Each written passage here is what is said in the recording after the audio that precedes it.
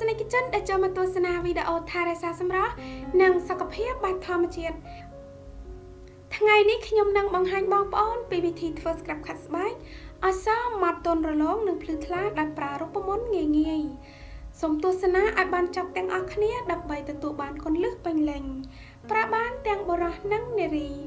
គ្រឿងផ្សំដំបូងដែលបងប្អូននឹងត្រូវការគឺក្រូចផាសសិន1ផ្លែឥឡូវនេះសូមកាត់វាជា2ហើយជាយកសាច់ក្រូចផាសសិនមានអត្ថប្រយោជន៍ជាច្រើនសម្រាប់ស្បែកវាជួយការពារស្បែកប្រឆាំងនឹងភាពចាស់ផ្ដល់សំណើមនិងជួយឲ្យស្បែកសស្រស់ថ្លា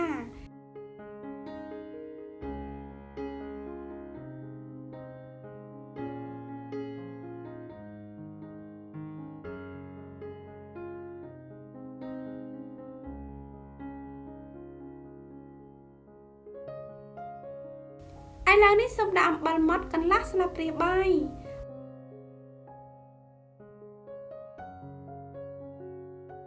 បន្ទាប់មកដាក់ទឹកក្រូចឆ្មាចំនួន1ស្លាបព្រាបាយ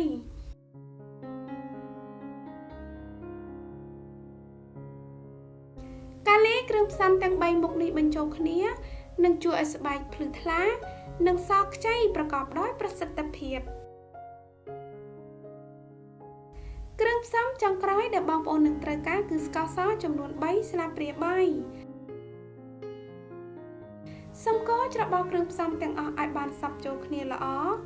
រូបមន្តនេះនឹងជួយបង្កើនការផលិត collagen និងកោសិកានៃស្បែកដែលធ្វើឲ្យស្បែករបស់បងប្អូនមើលទៅក្មេងជាងវ័យភ្លាម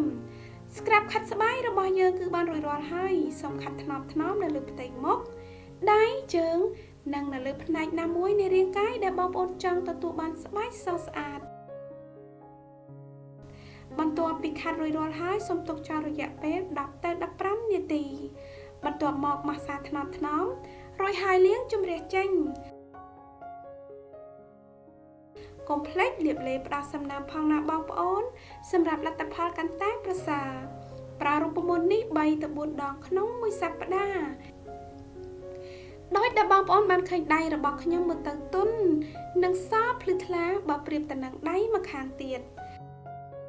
សង្ឃឹមថាបងប្អូនចេះចិត្តវីដេអូនេះប្រសិនបើមានសំណួរឬយោបល់សូមសរសេរ comment ខាងក្រោមសូមជួយចុច like និងចុច subscribe YouTube Channel និង Facebook Page របស់នាងខ្ញុំផងណាសូមអរគុណដល់បងប្អូនទាំងអស់គ្នាដែលចូលចិត្តនិងតែងតែគាំទ្រទស្សនាវីដេអូរបស់ខ្ញុំនឹងជួបបងប្អូននៅវីដេអូបន្ទាប់ទៀតសូមជម្រាបលាបាយបាយ